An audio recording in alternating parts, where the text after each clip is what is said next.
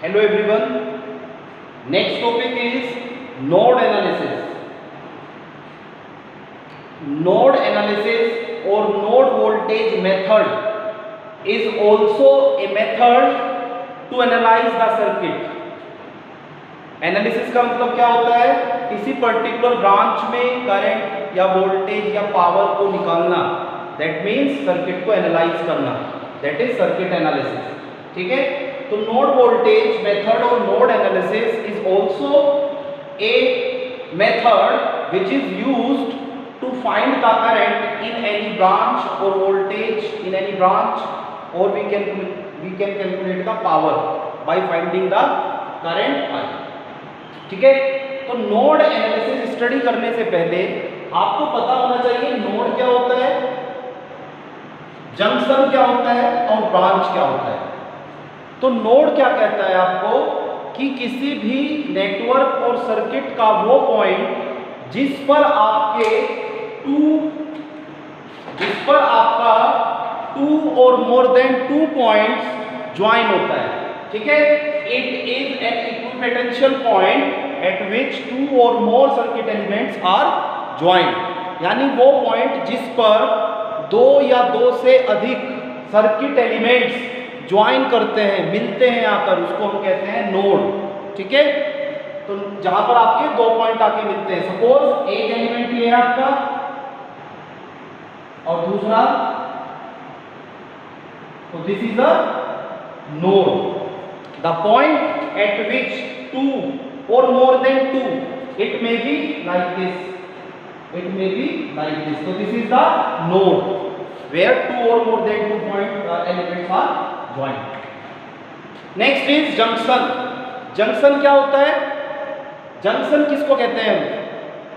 जहां पर आपके 3 or more than 3 circuit elements are joined.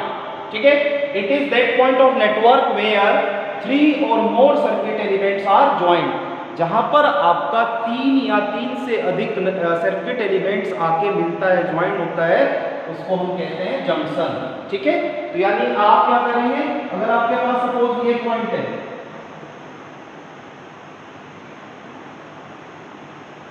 ठीक है, 3 या 3 से ज्यादा, तभी इसको आप क्या बोलेंगे, जंक्शन. ठीक है.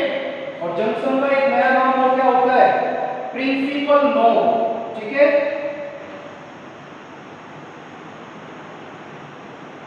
जंक्शन का एक नया नाम और क्या होता है, प्रिंसिपल नोड.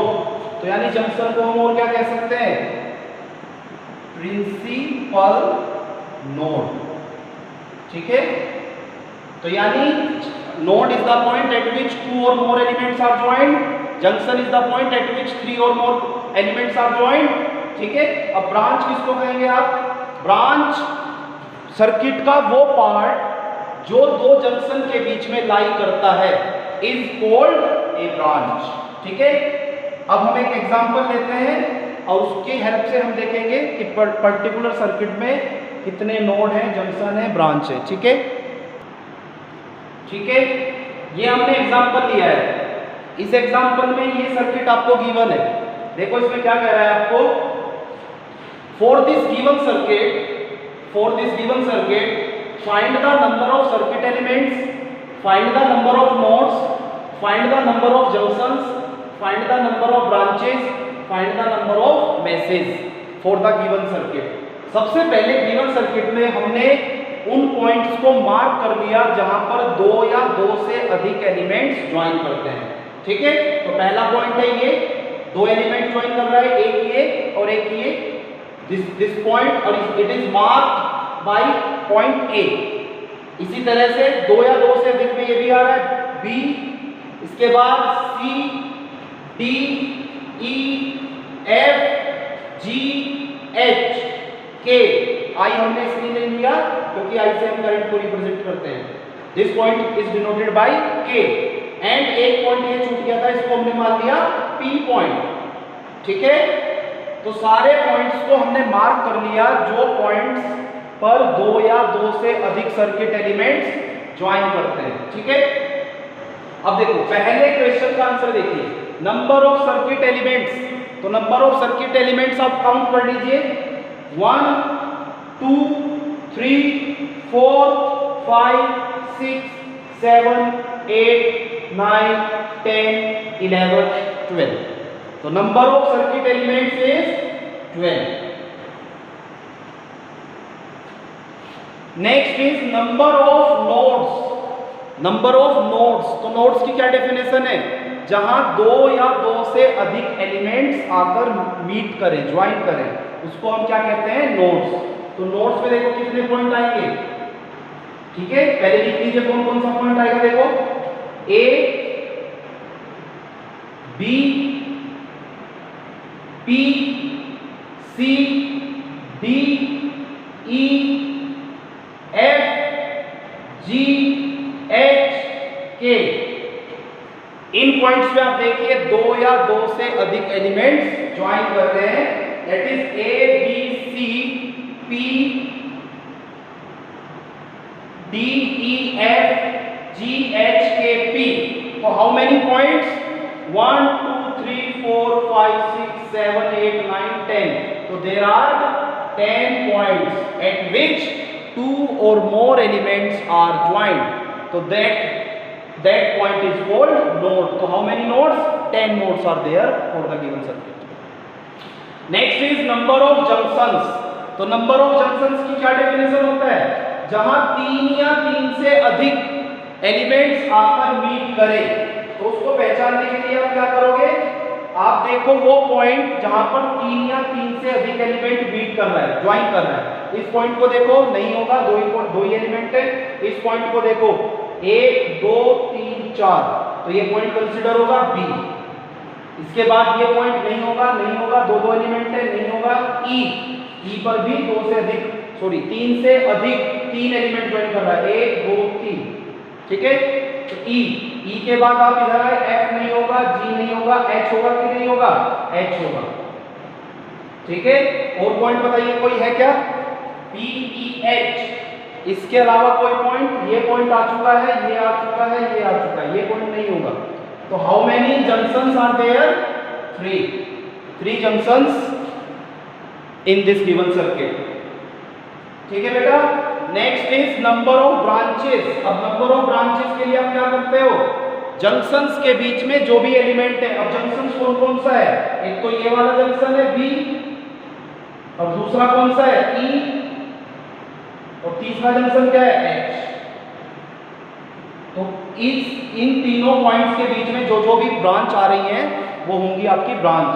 तो पहले इसमें देख लीजिए इस पॉइंट और इस पॉइंट के बीच में कौन सी ब्रांच है? एक तो ये है B C D E, B C D E comma. इस पॉइंट और इस पॉइंट के बीच में ये भी ब्रांच है, तो बी ई. ठीक है.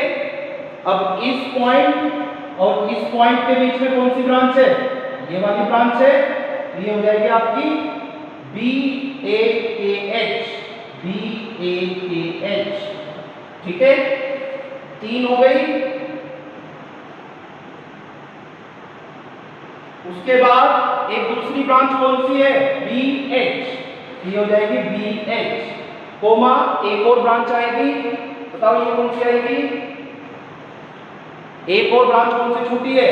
ये वाली छूटी है, इस पॉइंट और इस पॉइंट के बीच में, ई एफ जी एच. तो ई एफ जी एच. तो हाउ मेनी ब्रांच? 1 2 3 4 5. तो 5 ब्रांचेस आर देयर.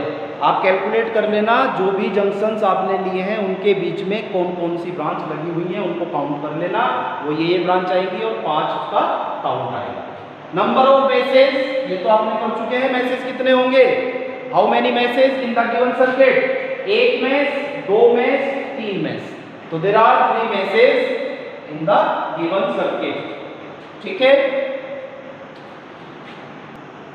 ठीक है, अब हम नेक्स्ट अपना डिस्कस करते हैं नोड एनालिसिस के क्या क्या स्टेप्स होंगे और नोड एनालिसिस को यूज करके आपका कैसे सर्किट को सोल्व करना है. ठीक है, तो नोड जैसे आपने मैश एनालिसिस में किया था उसी तरह से नोड में करना है, लेकिन तरीका उसका क्या होगा, कुछ डिफरेंट होगा. देखो नोड एनालिसिस के आप ध्यान दीजिए, पहला स्टेप क्या होगा? नोड एनालिसिस में आपको क्या आइडेंटिफाई करना है? नोड्स. मैश एनालिसिस में आप क्या आइडेंटिफाई करते थे? जंक्शंस. Sorry message. तो यहाँ पर आपको क्या आइडेंटिफाई करना है, नोड्स, समझ में आया। और नोड भी कौन सा, प्रिंसिपल नोड और जंक्शन। क्लियर है सबको। तो सबसे पहला स्टेप क्या बनेगा, सेलेक्ट ईच प्रिंसिपल नोड और जंक्शन, ठीक है। उसके बाद नेक्स्ट स्टेप क्या बनेगा, पहला क्या किया आपने, सेलेक्ट ईच प्रिंसिपल नोड और जंक्शन। दूसरा स्टेप, जो भी आपने जंक्शन सेलेक्ट किए हैं, प्रिंसिपल नोड सेलेक्ट किया है, उसमें से आपको किसी एक को रेफरेंस लेना पड़ेगा, ठीक है। Consider a node, consider any node as a reference. किसी एक नोड को आपने एज अ रेफरेंस ले लिया। इस रेफरेंस नोड को हम दूसरा क्या बोलते हैं, ग्राउंड नोड, और क्या बोलते हैं, datum node, DETUM, datum node. Reference node और ग्राउंड नोड और डेटम नोड, इसका पोटेंशियल कितना होता है, 0 वोल्ट। और 0 किसका होता है, अर्थ का, तो इसलिए हम इसको अर्थ से दिखाते हैं ऐसे, ठीक है। तीसरा पॉइंट, एक आपने सबसे पहले नोड सेलेक्ट किया, प्रिंसिपल नोड्स, उसमें से किसी एक को रेफरेंस मान लिया।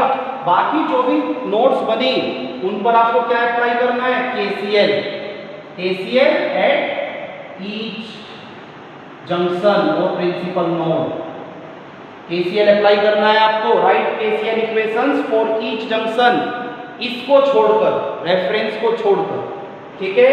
Fourth step, solve simultaneous equations obtained by KCL। जो भी KCL से आपको साइमल्टेनियस इक्वेशंस मिलेंगे उनको सोल्व करना है, सोल्व इक्वेशंस। और जो भी अननोन क्वांटिटी होगा उसको आपको कैलकुलेट करना है, फाइंड द अननोन क्वांटिटीज, ठीक है। तो अब हम एक एग्जांपल कंसीडर करते हैं, उसमें डिफरेंट स्टेप्स अप्लाई करके उसको सोल्व करते हैं। ये एक एग्जांपल हमने कंसीडर किया है नोड एनालिसिस के। For this given circuit 100 volt, 4 ohm, 10 ohm, 10 ohm and 180 volt plus minus, ठीक है। इस क्वेश्चन के लिए आपको ये कह रहा है कि फाइंड द करंट I, यानी current through this resistance 10 ohm using node analysis, ठीक है। तो इस सर्किट को मुझे क्या करना है, सोल्व करना है। तो इसका सॉल्यूशन अपन को देखना है, find the current through 10 ohm, find the current I through 10 ohm using node analysis. सबसे पहला स्टेप क्या है, आप जो भी गिवन जंक्शंस हैं उनको सेलेक्ट करो, ठीक है। तो जंक्शन या प्रिंसिपल नोड, तो बताओ कौन कौन सा सेलेक्ट करोगे, ये सिलेक्ट होगा, नहीं होगा, क्योंकि इसमें दो एलिमेंट्स ज्वाइंट है, ये नोड है, जंक्शन नहीं है, प्रिंसिपल नोड आपको लेना है। तो 1, सबसे पहले क्या करना है, प्रिंसिपल नोड्स को सिलेक्ट करना है। 2, तो एक तो हुआ आपका ये 1 और दूसरा हुआ, फिर दोनों में से किसी एक को रेफरेंस लेना है। जनरली जो नीचे वाला नोड होता है उसको हम रेफरेंस लेते हैं, ठीक है। इसको रेफरेंस लेने का मतलब क्या है, इसको आपने ग्राउंड कर दिया कितने वोल्ट पे, 0 वोल्ट। ग्राउंड करने का मतलब है 0 वोल्ट रेफरेंस, ठीक है। और जो दूसरा नोड है इसकी वोल्टेज को हमें मानना पड़ेगा, अज्यूम करना पड़ेगा। तो सपोज हमने इसकी वोल्टेज कितना लिया, V1, ठीक है। अब हमें V1, हमने सबसे पहले क्या किया, सेलेक्ट ईच जंक्शन और प्रिंसिपल नोड। सेकंड स्टेप, किसी एक नोड को रेफरेंस मान लो। नंबर 3 स्टेप, जो भी रेफरेंस नोड के अलावा जो भी नोड है उस पर आपको क्या करना है, KCL अप्लाई करना है। तो यानी एट नोड 1, नोड 1 पर आपको क्या करना है, KCL लगाना है, ठीक है। KCL लगाने का क्या, KCL क्या कहता है, किसी भी नोड पर, किसी भी पॉइंट पर सभी करंट का अलजेब्राइक सम 0 होता है। तो आप इस पॉइंट पे मान लो ये करंट ऐसे फ्लो हो रहा है और इस पॉइंट से ये करंट ऐसे फ्लो हो रहा है, ये हम अज्यूम करके चल रहे हैं। आप इसको उल्टा भी अज्यूम कर सकते हो, वो आपका मर्जी है, आप इसको किधर अज्यूम कर रहे हो। तो this current plus this current plus this current I is equal to 0, यानी आउटगोइंग करंट्स का जो सम होगा वो कितना होगा, 0। अब ये करंट कितना है, सपोज इसको मान लो I1 तो eight node 1 KCL gives I1 plus I2 plus I is equal to 0. Yes or no? अब I1 कितना होगा? I1 देखो कहां से फ्लो करेगा? I1 यहां से फ्लो होना स्टार्ट होगा और कहां तक जाएगा? I1 ऐसे जाएगा, यहां तक जाएगा, और इस पॉइंट और इस पॉइंट के बीच में वोल्टेज कितना है? V1 minus 100। यानी ये जो करंट होगा इस ब्रांच के लिए आपको क्या अप्लाई करना है? Ohm's law. यानी इस ब्रांच का वोल्टेज अपॉन इस ब्रांच का रेजिस्टेंस गिव्स इस ब्रांच में कितना करंट फ्लो होगा। तो I1 is equal to, I1 की जगह आप क्या लिख सकते हो बताइए? V1 माइनस 100 अपॉन बताइए 4। V1 माइनस 100 बाई 4, ठीक है, प्लस I2 की जगह क्या लिख सकते हो आप? I2 की जगह देखिए V1 minus 180 upon 10, V1 minus 180 upon 10, ठीक है। उसके बाद प्लस I की जगह क्या लिख सकते हो? प्लस I कितना होगा बताइए?